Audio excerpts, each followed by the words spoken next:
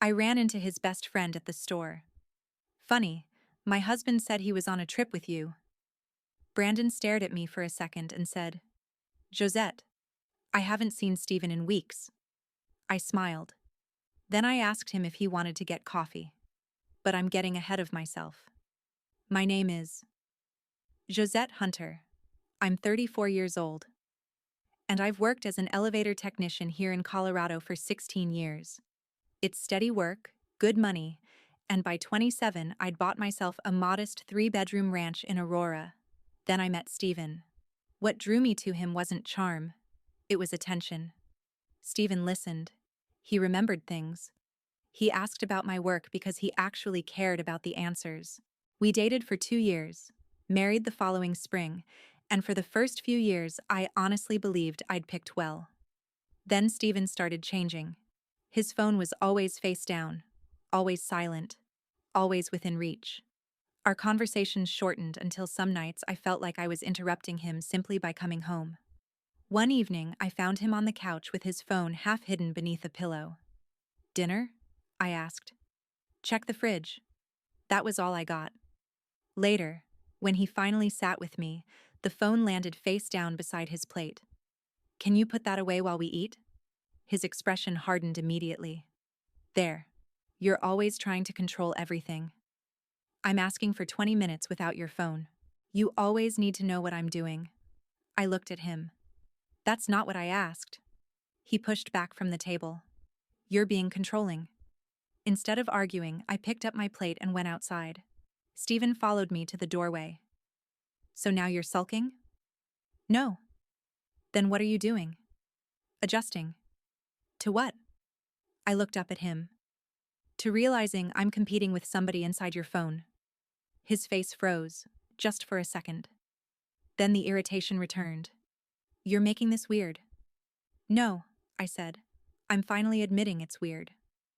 Later that night, lying in the dark beside me, Stephen finally said it. I need space. We're married. I know. I just need space. I didn't fight him. But I understood what bothered me. He wanted distance from me without distance from the stability our marriage gave him. The house, the bills, the comfortable life. Me as infrastructure. Not me as a person. The next day at work, my coworker Danielle noticed something was wrong. I gave her the short version. She listened, then said, Don't beg. Don't threaten. Watch. Document. Protect yourself. Then decide. That stayed with me. Still, part of me wanted to save the marriage. So I bought 2 non-refundable tickets to Rome. Stephen had talked about Europe for years, and I thought maybe getting away from everything would force us to finally talk.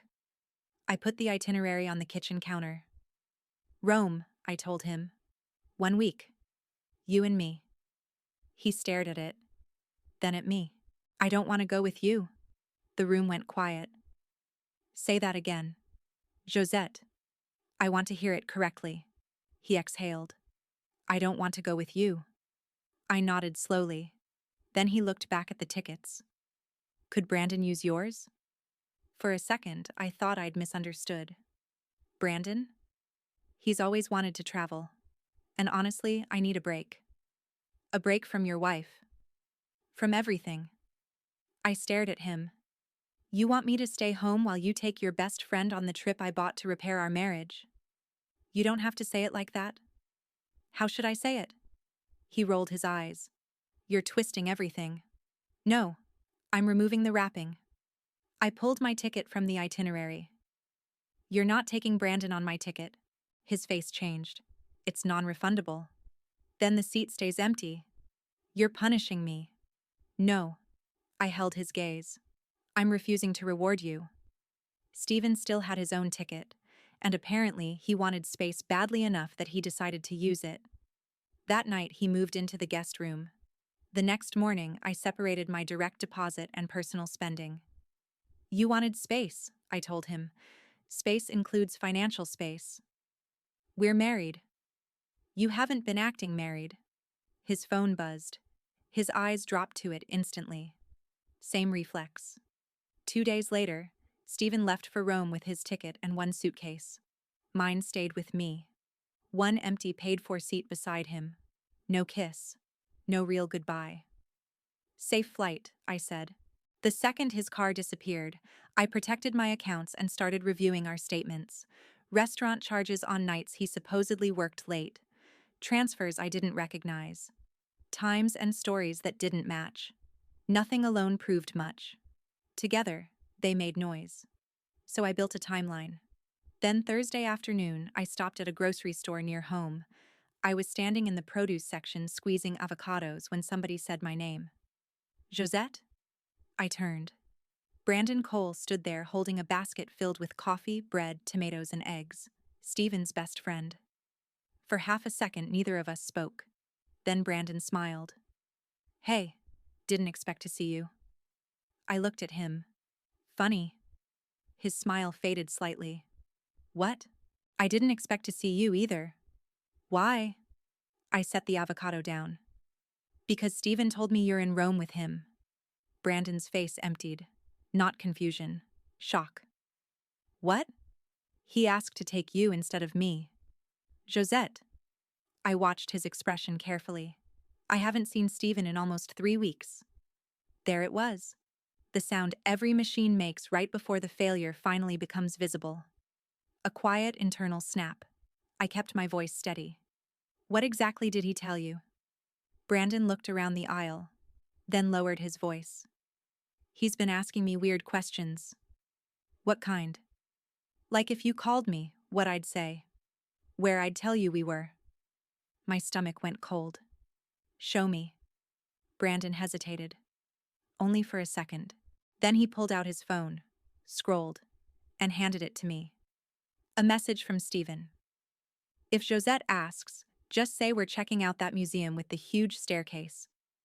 Brandon's response? Why would Josette ask me anything? Stephen. She worries too much. Just be cool. Another. If I send you photos, could you post one? Brandon. Dude, what the hell are you doing? Stephen. Nothing. Forget it. Brandon swallowed. I thought you two were having marriage problems. I thought he was being dramatic. I kept scrolling. Then I saw a screenshot. Hotel confirmation. Rome. 2 guests. Stephen Walker. And beneath it, Kendra Shaw. I didn't know that name. Yet. Brandon stared at the screen. That's not you. No. Who the hell is Kendra? I was about to ask you. He scrolled farther. There was a photo of hotel carpet, 2 suitcases, 1 pair of Stephen's shoes. Beside them, a pair of women's white sneakers. Not mine. Brandon looked at me. Josette. I handed his phone back. Send me everything. All of it? All of it. His fingers moved immediately. A second later, my phone vibrated. Then again. Then again. Screenshots. Photos. Dates. Messages. Brandon looked furious now. He was trying to use me as an alibi. Yes. I never agreed to this. I know. How? Because liars usually need other people to lie.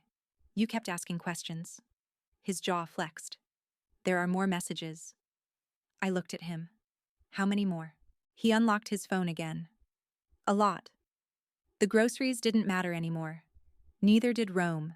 Because standing between the avocados and tomatoes, with Stephen thousands of miles away believing his story was still intact, I finally understood something.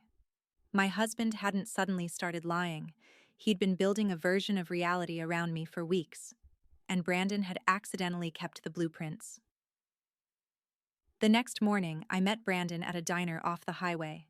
He already had his phone on the table when I arrived. Start from the beginning, I said. Brandon exhaled. About a month ago, Stephen started talking about you differently. How? He called you solid, dependable, predictable.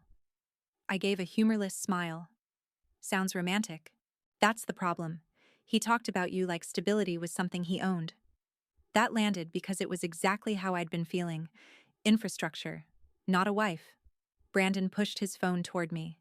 There were more messages. Stephen. If Josette calls while I'm gone, don't answer right away.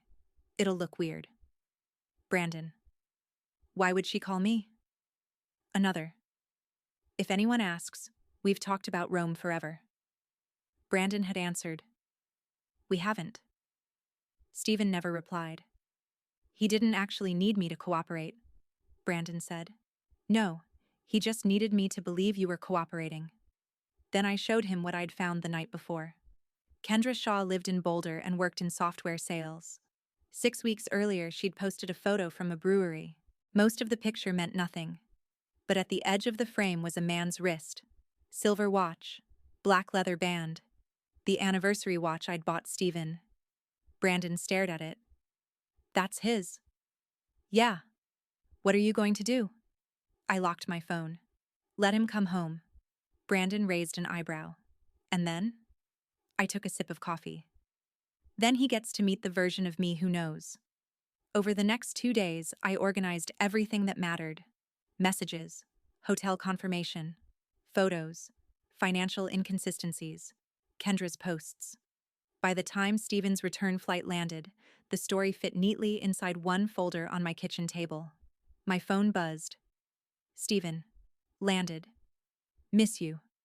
I didn't answer. An hour later, his car pulled into the driveway. Stephen walked in dragging his suitcase, looking rested. Hey, babe. He held up a small souvenir bag. I brought you something. Kitchen. His smile faltered. What? Kitchen, Stephen. He followed me. The folder was waiting. His eyes went straight to it. What's that? Sit. Josette, I just got home. Sit? He did. Stephen tried to smile. The trip was good for me. I thought about us a lot. I opened the folder, then slid the hotel confirmation toward him. Stephen Walker. Kendra Shaw. His face lost color. Silence. Then, where did you get this? Wrong answer. Not. What is this? Not. This isn't real. Where did you get this? Brandon. Stephen's head snapped up. What? I ran into him at the grocery store. He went still. He wasn't in Rome, Stephen. Josette, let me explain. I placed the fake alibi messages beside the reservation, then the photograph. Stephen's shoes. Kendra's white sneakers. His eyes moved across the evidence. It's not what you think. Then tell me what it is. Kendra's a friend. A friend sharing your hotel reservation. It wasn't supposed to. He stopped himself. I noticed. Stephen rubbed his forehead. I was confused. Things between us have felt suffocating. Confusion doesn't book hotels. He looked away.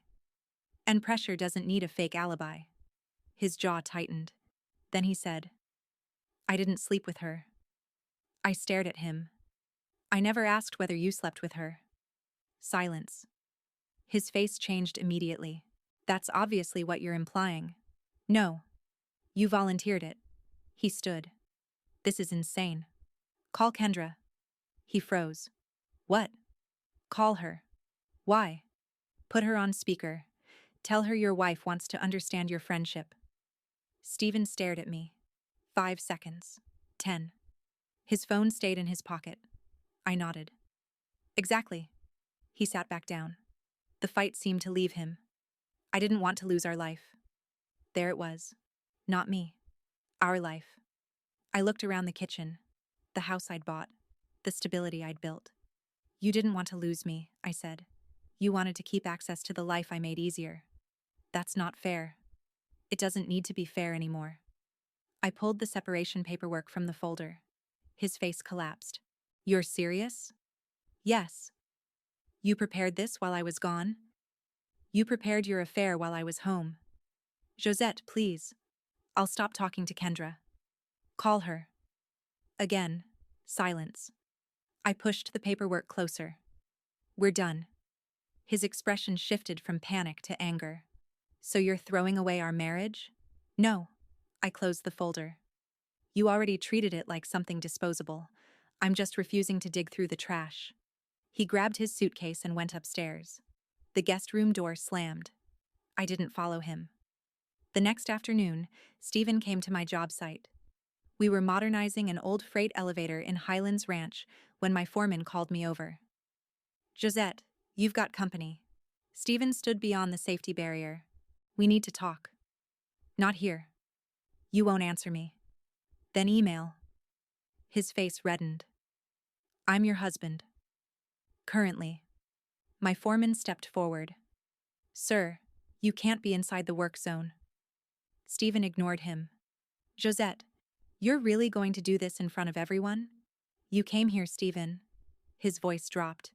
You're humiliating me. I shook my head. I'm just not protecting you from your own choices anymore. That stopped him. My foreman pointed toward the exit. Sir. Stephen looked at me once more, then left. That evening, he signed the first separation paperwork. No courtroom, no screaming. Just fluorescent lights, a notary, and 2 signatures. Over the next few days, I started boxing his belongings. Stephen, kitchen. Stephen, bathroom. Stephen, closet. Simple, clear, final. Then, Thursday evening, I met Brandon for dinner, not because I needed a replacement. I didn't. I just wanted one evening with someone who hadn't spent months making me question reality. When I sat down, Brandon looked at the phone beside his plate, then picked it up, switched it to silent, and put it inside his jacket. I noticed. He noticed me noticing. Too soon? For the first time in days, I smiled naturally. Actually, it's perfect. We talked about ordinary things for a while. No Stephen, no Kendra, no evidence folders. Just 2 people having dinner. Neither of us called it a date. I preferred it that way. A week later, Brandon called me. His voice sounded different. Josette. What happened? Stephen came to my house. I sat upright. What? He knows we had dinner. My stomach tightened. What did he do? Knocked on my door like he owned the place. What did he say? Brandon paused. He said I stole his wife. I closed my eyes. Of course. Stephen had cheated. Stephen had lied. Stephen had invented an alibi. But somehow, in the version of reality he was building now, Brandon and I were the betrayal. What did you tell him? That you weren't property. And? Brandon hesitated. Then Stephen said something weird. What? He said Kendra didn't matter. I waited. He said Rome wasn't supposed to end your marriage. My grip tightened around the phone. What was it supposed to do? That's what I asked. And? Brandon's voice dropped. He said it was supposed to make you scared enough to fight for him. I didn't speak. Suddenly Rome looked different. Not like some brilliant master plan. Stephen wasn't that clever. It was ego. He'd wanted attention, jealousy, proof that if he pulled away far enough, I'd panic and chase him. Maybe Kendra had been an affair? Maybe she'd been validation. Probably both. But somewhere inside Stephen's head, he'd convinced himself that making his wife feel replaceable would make her fight harder to keep him. Instead, I'd opened my eyes. Brandon broke the silence. Josette? I'm here. What are you going to do? I looked toward the boxes stacked neatly beside my garage door. Stephen's name printed across every one. I think it's time he learns what happens when the person you're trying to scare stops being afraid. Stephen's mistake was thinking his confession changed anything. It didn't. The next morning, he came downstairs and found the last of his boxes by the garage. He stared at them. So that's it? Saturday, 10 to noon. Bring a van. His jaw tightened. Brandon told you. He did. You don't understand what I meant. I understand enough. Stephen paced across the kitchen. I felt invisible. I wanted to know if you still cared. So you took another woman to Rome. I made a mistake. No, you made a test. He flinched. You wanted me insecure enough to compete for my own husband. That's not what I... It is. And the worst part is, you thought I'd do it. His face hardened. You act like you never did anything wrong. I did. That surprised him. I ignored things I should have confronted sooner. I confused patience with trust. I kept trying to repair something while you were deliberately damaging it. Stephen looked away. But I'm correcting that now. His voice softened. We had a life, Josette. We did. Doesn't that mean anything? It means I won't waste another year pretending the old version of us still exists. He had no answer. Saturday morning, Stephen arrived with a rented van. Everything was waiting in the garage. He loaded the boxes slowly, occasionally glancing at me as though he expected me to stop him. I didn't. At noon, I looked at the clock. Time. You really turned cold. No. I became clear. He carried the final box outside. I pressed the garage door button. Stephen stepped back. The door lowered between us. Quiet. Clean. Final. The divorce took longer. Stephen suggested reconciliation more than once. I declined. Not because I hated him. Hate would have required me to keep carrying him around. I was tired of carrying him. 4 months after Rome, we reached a settlement and the divorce was finalized. I kept what mattered to me. My truck. My tools. My independence. When the papers were signed, I walked outside into the Colorado sunlight. No dramatic victory. No cheering. Just relief. The house sold soon after. Before closing, I walked through it one last time. Empty rooms always look smaller. In the bedroom, I found one of Stephen's phone chargers behind the nightstand. For a moment, I stared at it. That stupid phone. The thing he'd guarded at dinner. Carried everywhere. Turned face down whenever I came near. Months earlier, finding that charger might have made me cry. Instead, I put it on the kitchen counter. Then I locked the door. I moved to Lakewood and rented a 2-bedroom apartment with a garage bay.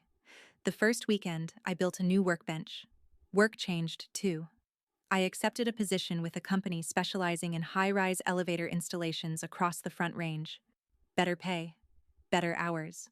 My new boss, Carl, shook my hand on the first day. Do your job.